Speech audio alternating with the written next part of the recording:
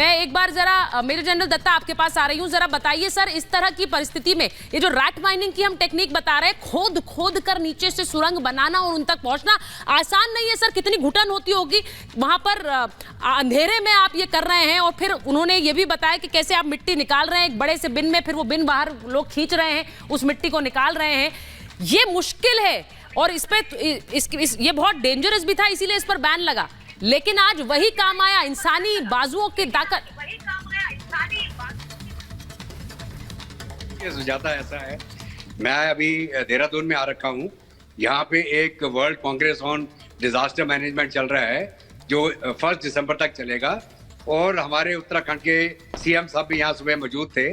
और हम सुबह से सारे जो जितने भी डेलीगेट्स आए हैं यहाँ उत्तराखंड में, और फॉरेनर्स भी बहुत सारे आए हैं, वो इसी चीज के ऊपर चर्चा कर रहे थे कि ये जो आपदा आई, जो घटना घटी, बल्कि आपदा नहीं कह सकते, क्राइसिस, ये क्राइसिस मैनेजमेंट की कार्रवाई चल रही है जिसके अंदर की एक सिचुएशन को हम हैंडल कर रहे हैं। तो अभी जहां तक ये रैट डिगिंग का सवाल है, ये ट्रेडिशनल तरीका था जो हमारे झारखंड में हो गया, यहाँ मेघालय वगैरह में ये लोग जो इलीगल माइनिंग करते थे कोयले की खानों, मतलब कोयला निकालने के लिए, ये वो टेक्निक इस्तेमाल करके करते थे। और पीछे जब एक हादसा हुआ मेघालय में, उसके बाद इसके अंदर ऊपर बैन लगा दिया गया कि आप रैट माइनिंग करके आप नहीं जाएंगे अंदर। लेकिन ये जो ट्रेडिशनल तरीका है, ये वो तरीका है कि बिल्कुल लो कॉस्ट और बिल्कुल जिसको बोलते हैं मैनुअल तरीके से किया जाता है। और मैं आपको एक और चीज बताऊं, जो गाजा के अंदर हमास के लड़ाकों ने टनलें खोद रखी हैं, वो भी रैट माइनिंग के द्वारा की हुई हैं, और इट्स अमेजिंग टेक्निक। तो अभी आखिर में जब बॉगर मस्जिद हमारी डैमेज हो गई और उसके बाद कोई विकल्प नहीं बचा, उसका हेड काटने के बाद जब निकाल दिया, तो रैट माइनिंग के जरिए ही ये जो लास्ट फेज था टनल को जोड़ने का, वो कार्रवाई की गई। तो मेरे कॉम्प्लीमेंट उन सब वर्कर को जो अंदर जाके जिन्होंने रैट माइनिंग करी। ये मैनुअल तरीका होता है, इसके अंदर छोटी इलेक्ट्रिकल ड्रिल्स वगैरह इस्तेमाल की जाती हैं, छोटे मोटे जो ऑब्स्टिकल आते हैं उसको काटने के लिए। और अगर कोई सरिया वगैरह आ जाता है तो उसको आप प्लाज्मा या लेजर कटर से काट देते हैं, और उसके बाद मलबे को आप ट्रे के अंदर डाल के सृष्टि और पीछे खींच लिया जाता है और आस्ते आस्ते वो मलबा निकाल दिया जाता है। तो ये तरीका भी कामयाब हो गया। और अभी जो ये पाइप है सर, देखिए वहां पर इस वक्त ऐसा है, जितने प्रयत्न किए जा रहे थे, सृष्टि और वैभव को प्लीज स्क्रीन पर रखिए।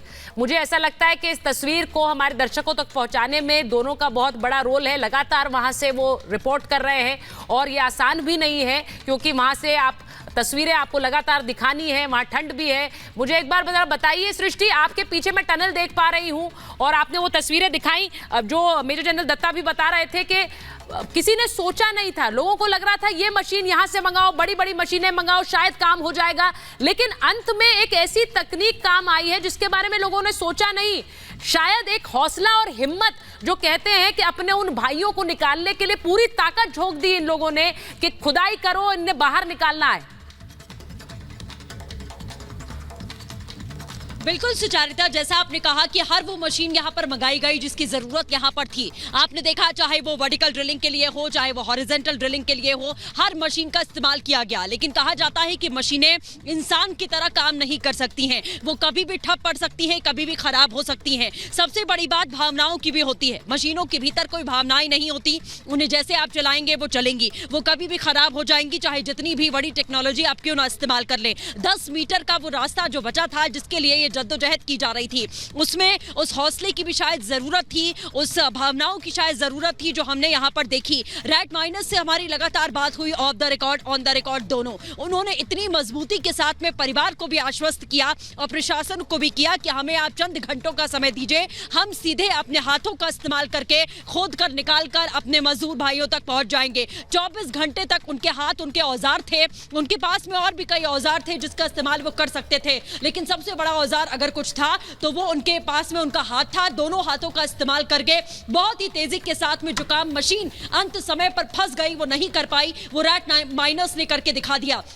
हालांकि टेक्निकलिटीज हैं, अभी भी थोड़ी बहुत दिक्कतें आ रही हैं, लेकिन उसे पार पाकर आज जाहिर है कि उन्हें निकाल लिया जाएगा। जिस तरीके की तैयारी यहां पर देखी गई है, मुख्यमंत्री पुष्कर सिंह धामी अभी तक अंदर मौजूद थे, नीचे यहां पर कैंप्स बनाए गए हैं, अधिकारियों के उस कैंप में वो जा चुके हैं और जनरल वीके सिंह अंदर ही मौजूद है। मैं एक बार फिर से आपको वो तस्वीर यहां पर दिखाना चाहूंगी, जो तस्वीर आज की सबसे महत्वपूर्ण तस्वीर है। अंदर की तस्वीर आप यहां पर देख सकते हैं। डॉक्टर्स की टीम जो है वो एम्बुलेंस के पास में सभी को इकट्ठा करने के बाद उनकी एक मीटिंग चल रही है, क्योंकि आगे का काम जो होगा एसडीआरएफ एनडीआरएफ के बाद में अब डॉक्टर्स का होगा। जैसा मैंने आपको बताया कि गो थ्रू मिलने के बाद में पाइप जब आर पार हो गया, उसके बाद जरूरत यह थी कि उसे थोड़ा सा कुछ मीटर्स और आगे लेकर जाया जाए। 2 से 3 मीटर का टारगेट यहां तय किया गया था कि उसको हम आगे लेकर जाएं, ताकि मजदूर भाइयों को बहुत ही जल्दी और आसानी के साथ में बाहर निकाला जा सके। उसी का काम चल रहा है, क्योंकि मलबा जब आता है तो उसे बाहर निकालने में समय लगता है। मलबा अगर बीच में आ गया तो आप सोचिए कि 58 मीटर की उस पाइप से उसे